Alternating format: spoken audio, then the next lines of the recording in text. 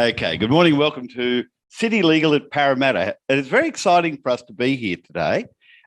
City Legal is a ministry primarily to the legal profession, although we have people affiliated with the legal profession who are also involved in our ministry. And the ministry's been going in the city now for nigh on 20 years. And we're very excited that through Jeff and the good people here at Matthews Folbig, we have the prospect of being able to take this ministry to lawyers and those associated with the legal profession in the Parramatta district. So a warm welcome to everybody who's here. It's great to be here. The format that we follow is a 20-minute talk followed by a 20-minute Q&A. And we're going to take questions from the floor this morning. And we're looking this morning at what I think is one of the most amazing parts of God's word. It's from the Book of Ecclesiastes. Our speaker, David Ould, from the Parramatta Cathedral, will be speaking on this passage, Ecclesiastes 1, verses 1 to 11, and you'll see it in the outlines that you've been given. And I'm going to read it, and then David's going to teach us from it. Okay, Ecclesiastes 1. The words of the teacher, son of David, king of Jerusalem. Meaningless, meaningless, says the teacher, utterly meaningless. Everything is meaningless. What do people gain from all their labours at which they toil under the sun? Generations come and generations go, but the earth remains forever. The sun rises and the sun sets and hurries back to where it rises. The wind blows to the south and turns to the north. Round and round it goes, ever returning on its course. All streams flow into the sea, yet the sea is never full. To the place the streams come from, there they return again. All things are wearisome, more than one can say. The eye never has enough of seeing, nor the ear its fill of hearing. What has been will be again. What has been done will be done again. There is nothing new under the sun. Is there anything of which one can say, look, this is something new? It was here already, long ago. It was here before our time. No one remembers the former generations, and even those yet to come will not be remembered by those who follow them. Over to you, David. Thanks, George. Hello, everybody. Good to see you. Some of you I know, and some of you are meeting for the first time. Welcome. As George says, I'm the one of the ministers at the cathedral nearby, St. John's, one of the two original parishes in the whole of Sydney. A real privilege to be there. And we're actually about to embark upon a sermon series in this book of Ecclesiastes at church. I don't know if you've ever heard any sermons or talks on Ecclesiastes. I think it's certainly been a long time since I had. And so we went, all right, let's do it. And people will often ask me, what's your favorite book of the Bible? And invariably, I'll say to them, usually what I'm working on at the moment. So at the moment, Ecclesiastes is my favorite book. And what I actually want to do this morning is give you an overview of why that is the case, not just these opening verses, although they are very important, but actually to give you some sense of the whole of Ecclesiastes. It is a funny book. And I say that deliberately. It's a funny book. It doesn't function like many of the other 65 books in the Bible. So there are other books which include narrative, true and timeless stories showing God's action in history. There are prophecies as messages from God through human agents. But Ecclesiastes belongs to a particular set of literature in the scriptures that is given the name, the label wisdom. Now, wisdom literature, as the name suggests, can be a little bit deep, a little bit profound. Not that the other stuff you find in the Bible isn't, but this is in a particular way. And so the question is, well, what sort of profundity do we have here? Perhaps what we first need to do is to actually define what wisdom is. How do we do that? Well, we can fall back upon the old chestnut. What is the difference between intelligence and wisdom? Do you know that one? You ever heard that one? Intelligence knows that a tomato is actually a fruit. Wisdom knows never to put a tomato in a fruit salad. Right, a little bit, thanks, at least one person laughed. It's a little bit silly, but actually there is an insight there into what biblical wisdom is all about. Biblical wisdom is knowing what to do with stuff, right? And not just what it is, but what to do with it. I guess as lawyers, it's the difference between knowing all your case law and knowing how to apply it, and particularly knowing how to apply it intriguingly and convincingly in front of the judge. And the particular stuff that biblical wisdom is interested in is, well, actually, it's all stuff. Biblical wisdom is about knowing how to live in the world that God has created. It's about discerning the truth about the creation so we can live in it properly. Let me say that again. Now, that's actually quite foundational for all biblical wisdom. Biblical wisdom is about discerning the truth about the creation so that we can live in it properly. Now, there are, of course, several books of wisdom in the scriptures, each with their own particular style and approach. Ecclesiastes takes, I submit, a very interesting take on things. Quite simply, the writer of Ecclesiastes, who describes himself as the teacher in the original Hebrew Kohelet, delights in, how am I going to put this, messing with us. He actually wants to provoke us. He wants to deliberately jar us. Perhaps that's why he appeals to me so much. His very provocative style is, to my mind, extremely effective. So what I wanted to do this morning, therefore, is to give you some flavor of this book by showing you some of the examples of how he does his provocation. And then at the end, we'll take a step back and we'll ask ourselves, what's his overall game plan? Followed with some preliminary conclusions. And my hope is when I come back next month, we'll begin to then just to plow those furrows a little bit more firmly. There's obviously much more we can say about Ecclesiastes, and perhaps we'll mine some of that when it comes to the Q&A afterwards. Well, how does the teacher provoke us? Let's just allow him to do it, shall we? I'm going to read to you from chapter 2, from verse 17 onwards. Here he goes. So, I hated life because the work that is done under the sun was grievous to me. All of it is meaningless, a chasing after the wind. I hated all the things I toiled for under the sun because I must leave them to the one who comes after me. And who knows whether that person will be wise or foolish. Yet they will have control over all the fruit of my toil, into which I have poured my effort and skill under the sun. This too is meaningless. So my heart began to despair over all my toilsome labor under the sun. For a person may labor with wisdom, knowledge, and skill, and then they must leave it, all they own, to another who has not toiled for it. This too is meaningless and a great misfortune. What do people get for all the toil and anxious striving with which they labor under the sun? All their days, their work is grief and pain. Even at night, their minds do not rest. This too is meaningless. So, in a nutshell, I work so hard, but I've really got no say on what eventually happens to the fruits of my labor. Turns out my kids might just blow it all in 1 week. It's an argument he's going to go on to make. And the book is just full of this stuff. So chapter 5 from verse 10. Whoever loves money never has enough. Whoever loves wealth is never satisfied with their income. This too is meaningless. As goods increase, so do those who consume them. And what benefit are they to the owners except to feast their eyes on them? So he's an economist too, right? So here's his thesis. More stuff does not necessarily make us happier. It just means we have more stuff, right? Does a country have a significantly greater GDP? It could do, but it just means their storage cupboards and their rubbish tips are bigger. Who is the happiest? Well, it's interesting how he continues that train of thought. Here's how he continues, chapter 5, verse 12.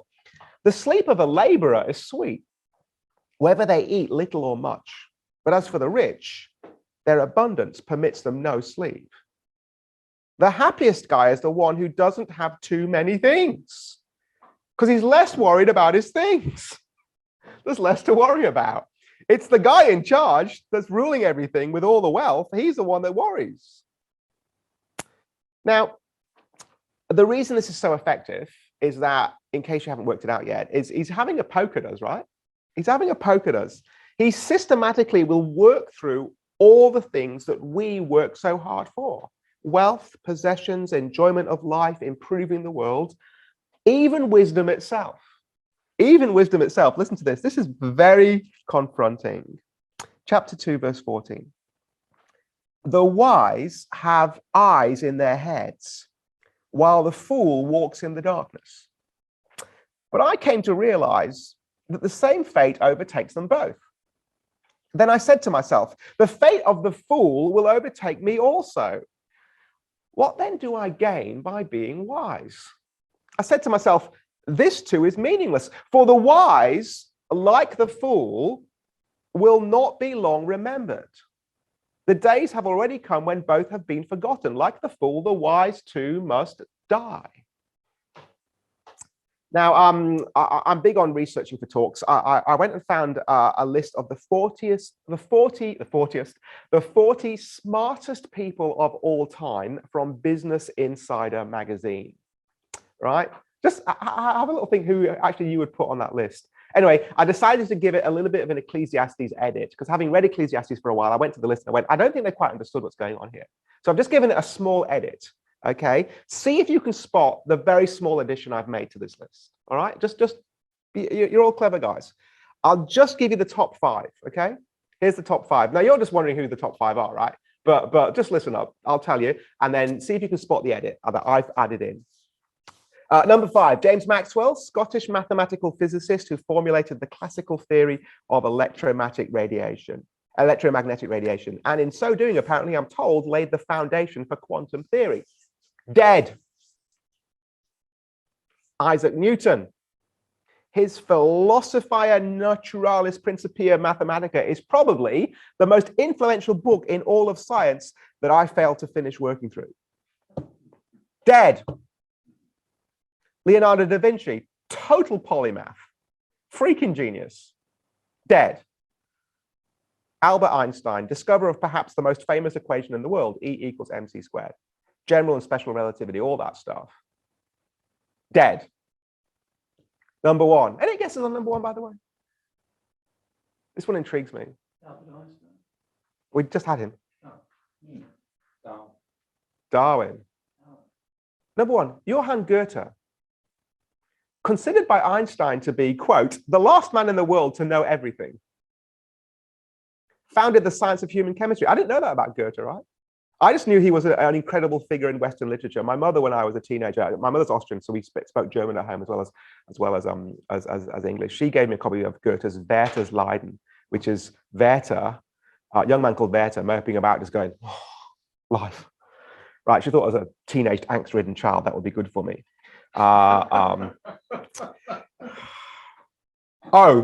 Dead. Which actually brings us to the main thrust of Ecclesiastes. What's the point if we all die? Now, of course, Koheleth here will say it more eloquently than that, and he actually says it in very profound ways. Even a brief read of Ecclesiastes makes it clear that the teacher has a small number of repeated words and phrases that he uses to communicate this truth. So first of all, you probably saw it from the quotes that we had, and you're probably even familiar with it yourself. He keeps speaking of these things which he describes as under the sun. Now, everything under the sun is a way of speaking about the whole creation.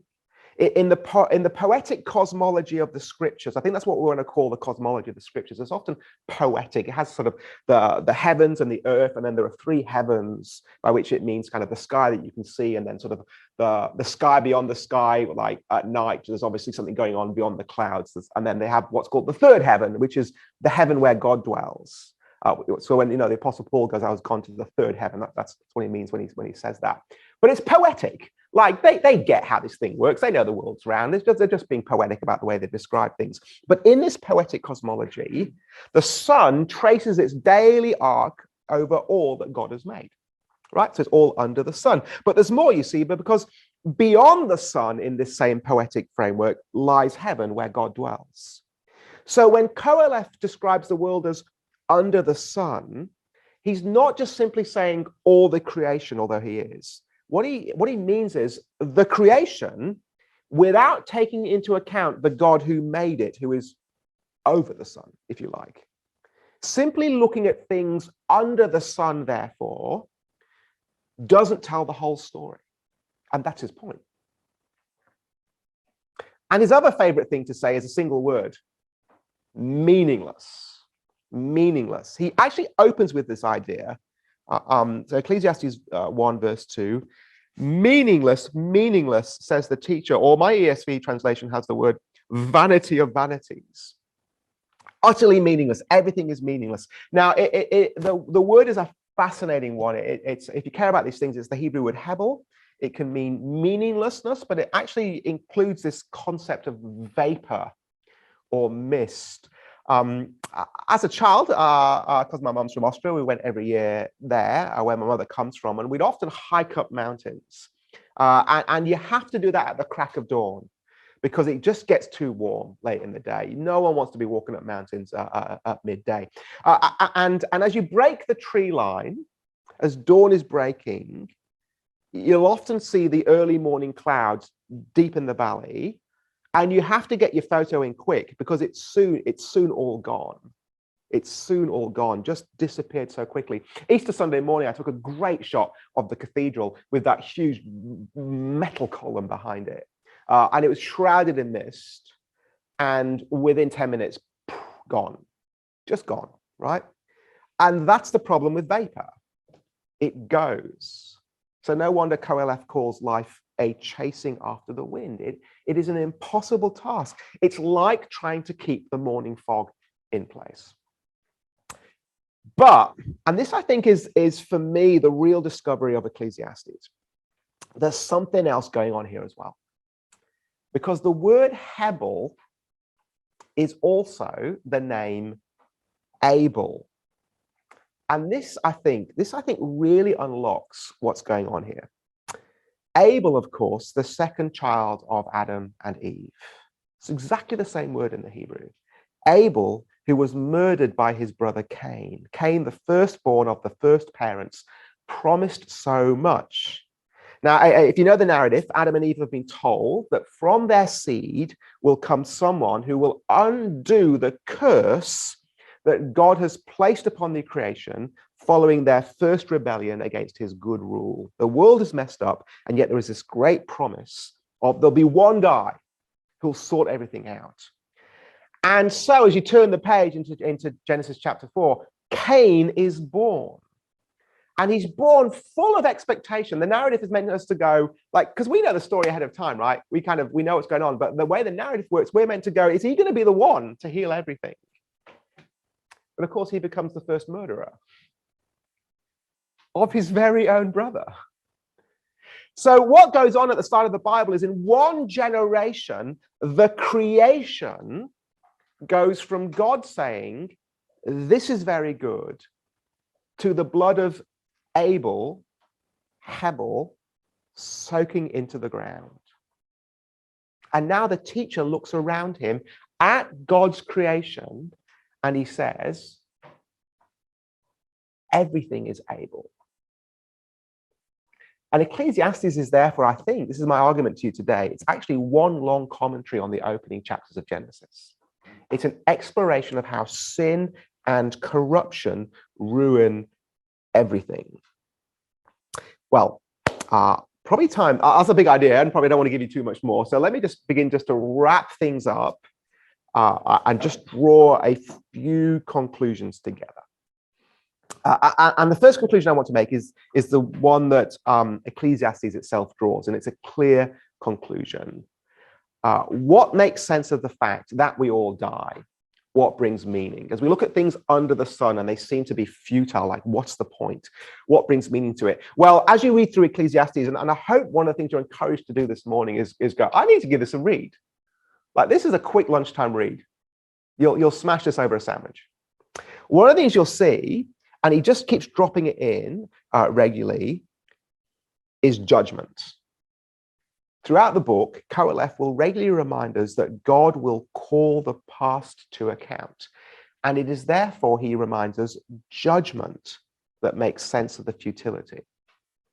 Because unlike what it looks like under the sun, it does matter in eternity what we do, even if it seems to make as much impact as vapor when we look at it right now. It just keeps reminding us, actually, no, it does make a difference because there is more, there's something beyond the sun. Secondly, and I really want to encourage you in this, I think Qoheleth has given us a powerful apologetic tool, a great way of engaging with those around us. And it is what I want to call the sophisticated toddler apologetic. One word. Why? Right? You know when toddlers do it? Why? Why? But actually, Ecclesiastes is a sort of book that forces us to ask, why are you doing that? What's the reason? What difference does it actually make? Ecclesiastes is the sort of book that makes even the shallowest of thinkers stop and consider more than just the paddling pool. As Qoheleth himself puts it, Ecclesiastes 3 verse 11, God has set eternity in the human heart, yet no one can fathom what God has done from beginning to end. So I mean, and again, I like to paraphrase that, is God is messing with us. He's constantly making us see there is more to life. But in Ecclesiastes, he does it in a very negative form of argumentation. He just makes you wonder, why? What's the point? And I think there's great strength apologetically in saying to our non-Christian friends, yeah, but why? Like, what are you doing? What are you trying to do? Is that really making you happy? What is the point of that? What are you hoping to achieve? Try this. Ask someone if they can name their great-grandfather, Christian name. Like, you know, the great patriarch of my family. Now, I know mine, Percy, because I had to look it up. I had to, I'm going to give you that argument, right? But who can do it? You can't do it. So what's the point? Like, really, what's the point of what you're doing? And finally, and this is just to tease out, and I hope it'll start to prompt some questions. Let me just tease you with some of the answers the rest of the scriptures give to these big questions, because Qoheleth is one big question, right? And he leaves the answer a little bit open. So what are the answers to these big questions? Well, I'm sure you are familiar with the notion of Jesus's true wisdom. And that's certainly somewhere we could go. So 1 Corinthians 1, the notion of Jesus, and particularly his death on the cross, as great wisdom, although it appears foolish to the world. Colossians 2, verse 3, all wisdom and knowledge found in the Lord Jesus Christ, and so on. And I think there's a perfectly reasonable places to go. It makes perfect sense, of course, that the creator of all things is the one who can make sense of all that he has made. That's perfectly understandable. But I think once you really get what's going on with Ecclesiastes, I think the real conclusion is found elsewhere. So I think I might just drop this on you at the end. Here's what I think it is. Actually, I think you find the conclusion of Ecclesiastes deep in the letter to the Hebrews. Hebrews 12, verse 22, as the writer to Hebrews, that's another debate. You can ask that question if you want. Don't have an answer. As the writer to the Hebrews speaks to Christians who are steeped in the Old Testament, he speaks to them in this way. He describes them in this way. You have come to God, Hebrews 12 from verse 22, verse 22, 23. You have come to God, the judge of all, to the spirits of the righteous made perfect, and to Jesus, the mediator of a new covenant, and to the sprinkled blood that speaks a better word than the blood of Abel. If everything is able, and it is, and therefore subject to God's judgment, if the creation is corrupted and desperately in need of repair, if we are crooked and twisted along with it and in desperate need of straightening out, which is another of the ways that Ecclesiastes makes his point, then in Christ we learn, and especially in his death, everything can be restored. And that's really where Ecclesiastes is finally going. It's not just simply about getting wise about life in terms of knowing what to do. It's actually about pushing us to go, what is the final solution to this brokenness, this ableness of the creation that we live in now? Well, that's it for me for now. I hope that's given you plenty to think about. I'll be back. I'm going to be back in about a month's time. And I think what I might do is start to pick up on some of these things and start to press them home. Thank you for the excuse to start working on my sermon early. That was helpful as well. We might take some questions now, George. What do you think? Yeah, I was just going to say, you don't get off that easy. No, sure. Okay, it sounds like you're about to go out the door. No. For the purpose of our recording, we're going to use the microphone. So can I invite any questions from the floor, and I'll bring the microphone around. Jeff.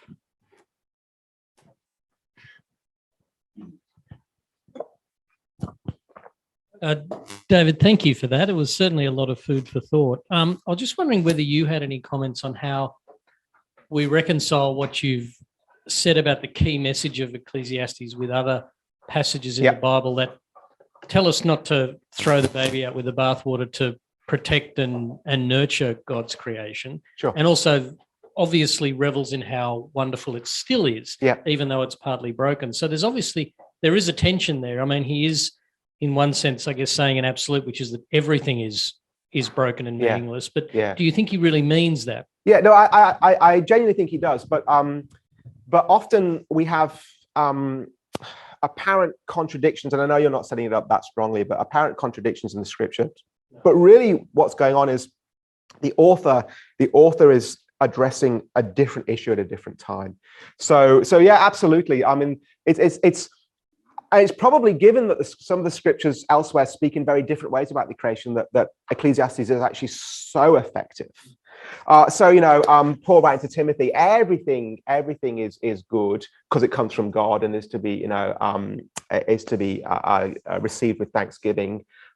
Is set apart, and there's a very strong theology in 1 Timothy, for example, that all the good things that God gives are good, even when God himself declares the creation to be very good, although interestingly enough, not perfect. So it's not everything it should be, right? So every day is called good, and then it's a Hebrew word tov, from where we get like mazel tov, right? And then at the end he goes, it's tov tov, because in Hebrew, if you want to say something's very much something, you just double it up. So it's tov tov. But in Hebrew, if you want to say something is as much as it possibly could be, you do the tripling, tov tov tov, right? But God never says that of the creation, because actually the creation, even when it's made in its very good state, is not what it's finally going to be. And that's why, of course, in Revelation, everything's cubed, right? That's why God is holy, holy, holy, because he's the perfection of holiness. So there's a sense even in the very good creation of a trajectory finally where it's going to go somewhere. But yeah, Christians have never been, I think, right-thinking Christians have never been ascetics. They've never, set aside the good things of the world. We actually want to endorse the goodness of the creation, and yet at the same time we live with this tension that it's the very good things that break. Yeah. So I don't know, mate, you're in charge here, and I'm sure you're a modest man, but you probably drive a different car to some of the people who work for you. No, but, and that's okay, right? But you have to take it to the servo, right? It's going to break. Like, well, maybe he's got staff to do that for him. I don't know. But there's this lovely bit later on in Ecclesiastes, right, where he goes, a guy gathers everything up that he's got. He works really hard and he gets his stuff, but some other guy enjoys it. And I don't think he's saying the other guy gets the stuff. I think he's saying, I sit in my Harborview mansion with all my stuff around me, and there's a guy next to me in exactly the same situation, and I sit here and I'm just like, this isn't doing it for me. And why is that guy loving it? Like it just doesn't make any sense. So what he's doing is he's looking at this really good creation that's been made and pondering the brokenness of it and really getting us into the brokenness of it, which isn't a denial of its very goodness, but it's just a reminder that it all goes to poop. That's my sophisticated theological assessment of it. He's grappling with that tension, and other writers are going to grapple with other things in different ways. Yeah. That's really what's going on. I think. Let me just add one more thought as it occurs to me. It's often the richest statements of the creation that also contain the most damning assessments of its corruption as well. Yeah. Great answer. Now, anyone else like to ask a question? Matt.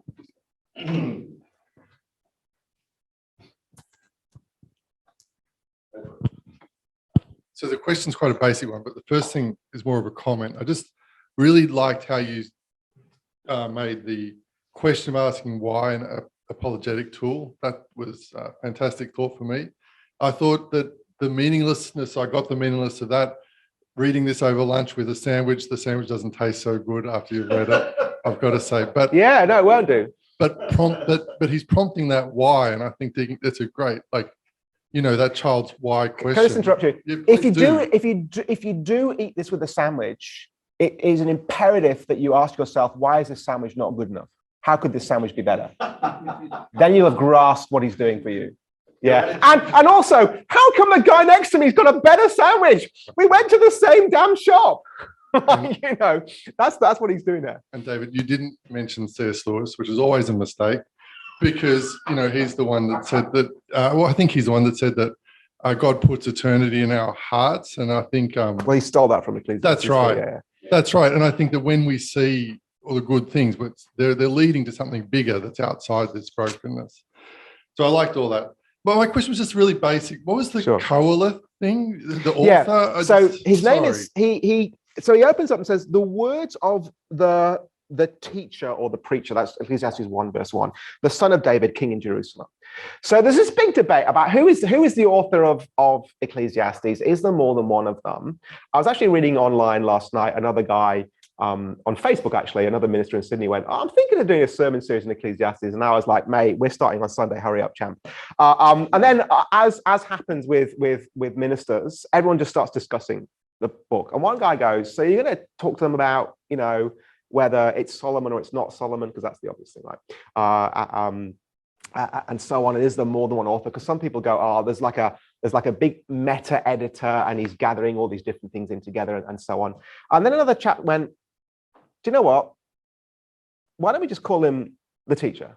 Because that's what he calls himself. So his name in Hebrew is Koheleth, the word teacher or preacher. What's really interesting about that word is when you find the root everywhere else in the Old Testament, in the Hebrew, it's actually the gathering word, the gathering of God's people. So he's actually he's more than just the teacher. He's the gatherer of God's people. He's the preacher, but he calls himself the teacher at this point. So he says to God's people, let's come together and just think about things for a while. Who is he? I think he's Solomon. And the reason I'm actually now utterly convinced he's Solomon is not just from the text itself, which I think is pretty obvious. He's the wise man who's the son of David living in Jerusalem. Right, Solomon's got to be your thing. It's interesting, when you actually go to the narrative of Solomon in Kings, you actually see him, how is his wisdom displayed? You know in that passage where the Queen of Sheba comes and just goes, Solomon, so wise, right? He actually explains the creation. Solomon's wisdom is shown to us, and he explains stuff. He goes, let me show you how the creation works. And actually, that's why I think that particularly is him. So that's all it is. And I was just deliberately using his name just to allow him to speak and be identified.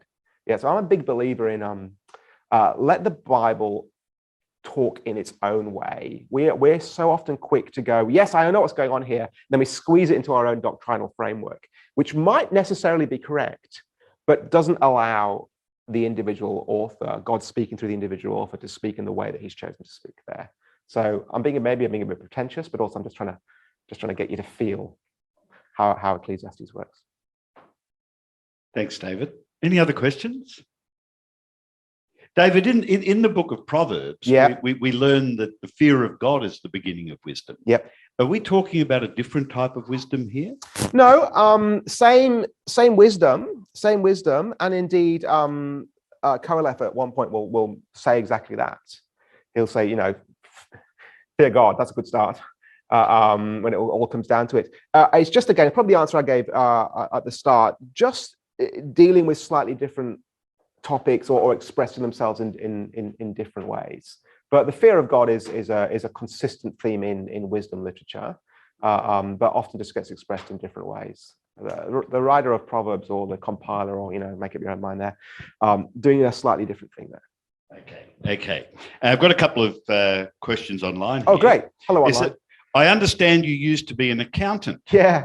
Did you see what Ecclesiastes teaches working out in your profession?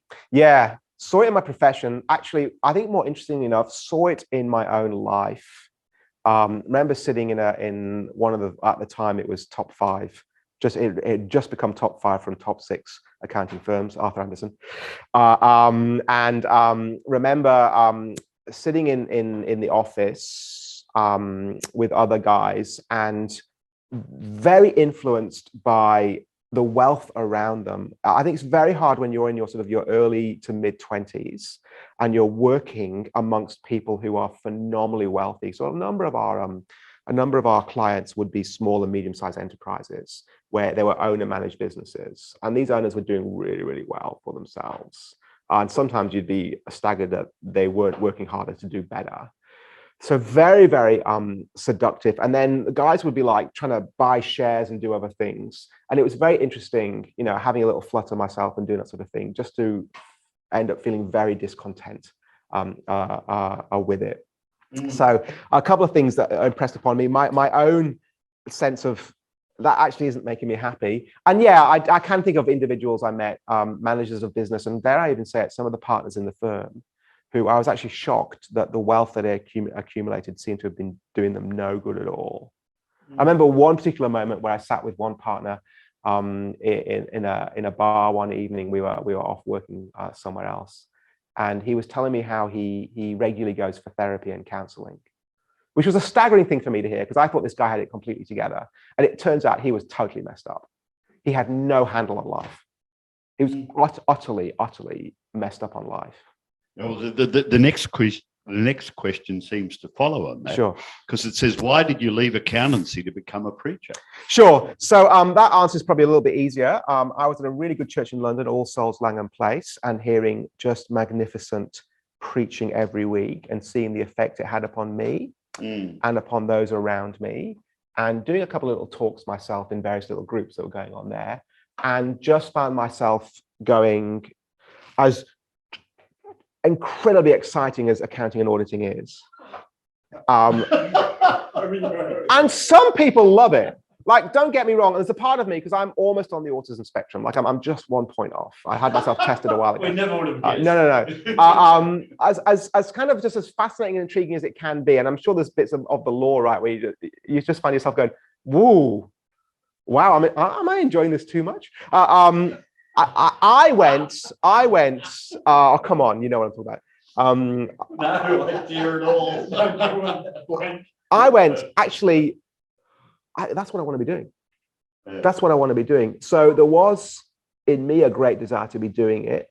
And in the church, in those leaders around me, going, that would be worth pursuing, David. And then just gently encouraging me, keeping a check on it. So that's what happened.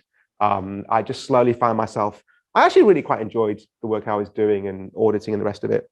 But I found that was getting in the way of actually what I wanted to do. And part of it as well, I think, is actually each one of us kind of just got to work out how we're wired and whether God in particular, you know, I've got one life, right? Got one life and I just want to use it well. And I just slowly came to the conclusion that's the best way for me to use it. And that should apply to all of us. Yeah, in whatever means we do it. So actually, you know, again, let's pick on Jeff because he's here and he's been a good host. But Jeff's kind of gone, I guess at some point Jeff went, this is the best use of my energy right now. I'm going to build a firm. I'm going to serve clients. I'm actually going to employ people and look after staff. It was lovely. It was lovely this morning to hear one of your employees, maybe there's only one employee in the room, in which case you know who she is, just going, I really like working here. It's a great place to work. And I'm sure at some point you went, I want to have a firm where people like to come in the morning. Great. Now, there is one more question, and it's perhaps might be a little bit of sarcasm, I'm not sure. Let's try it. Make of it what you will. It's the sarcastic morning. So okay, it says, money does seem to satisfy, doesn't it? Yeah, it does seem to satisfy. So what's really interesting is Jesus, one of Jesus' stories, well, it does seem to satisfy some people. Coalesce argument, of course, is some people it does, some people it doesn't. What's all that about? Jesus, of course, very famously bases one of his own little stories upon one of the key lines in Ecclesiastes, which is eat, drink, and be merry. Now, Coalesce goes, if this is all there is, then actually there is one logical conclusion: hedonism. Eat, drink, and be merry. For tomorrow we die. Right. And actually, if we really, and again, this is the question to ask your friends, if you really got sense of the world around you, and it's just getting crazier all the time, you'd be a lot more consumptive. You'd consume a lot more and you'd go all out a lot more because you just don't know when you're going to die. So Jesus tells the story of this rich man who builds his barns to store all the stuff, all the grain and stuff. And then he finds that he's got even more grain, so he needs to build even a bigger barn. So he pulls the barns down, builds even bigger ones, and does that. And then sits back one evening and on his recliner, sipping his Chardonnay or whatever, and he goes, life is good. Life is good. And he actually says to himself, eat, drink, and be merry. But what he doesn't do is say, for tomorrow you die, right? Because it's a setup, right? And then God goes, you fool, which is classic wisdom language, right? Because the opposite of the wise man is the fool. You fool, for tonight your life will be asked of you. And what will you say? And Jesus's point is this: it appears to give satisfaction to some, but actually there is more going on. There is an accounting that needs to be given, and that man will stand in front of God, and he will not be able to buy a good lawyer. For all the money he has, it will him do no good in that courtroom. Now, of course, the point of the Gospels is there is an advocate for him, Jesus, who's available free of charge. If only he had gone to him instead. And again, it's one of the reasons why I think that's where Ecclesiastes is going, because Jesus uses Ecclesiastes in that way. Everything goes to pup. You will die and you will face judgment. So you need to work out what life is really all about and get that sorted out. I have a friend who's been very successful, and his mantra for life is here for a good time, not a long time. And despite all of his wealth, I just find that so depressing. It is, isn't it? Yeah. That is so depressing. Can I make one last observation? Yeah. I've probably been to more funerals than everybody in this room. Because I better not get to know you too well then. Because I've run a whole bunch of them. Eulogies are fascinating. It is when you hear eulogies that you hear ultimately you hear their theology of how the world works. Yeah. Not the dead person, they no longer speak, but the people around them. And you actually hear how some eulogies are just tragic to hear, because you hear this, you hear all the foolishness of Ecclesiastes. Yeah. He did this, he did this, he did this, he did this. And you're sitting there going, it would not be, I'll probably lose my license if I stand up now and go, yes, but he's dead. Yeah. I went to a wake at the Australian Golf Club. I don't know whether any of you have been to the Australian Golf Club, but it's magnificent. And in the clubhouse, they have this floor-to-ceiling glass, and it overlooks this perfectly manicured golf course. So it's like, this is right out of a picture book. And this bloke stood up very proudly in front of it, and he said, well, if this is what heaven's like, I can't wait to get there. And I'm sitting there saying to myself, I hate golf. But I hate golf. Yeah. I mean, it's nonsense, isn't it? It's absolute nonsense. Yeah. And so if Ecclesiastes does anything for us, it must give us a sense of urgency about the people around us.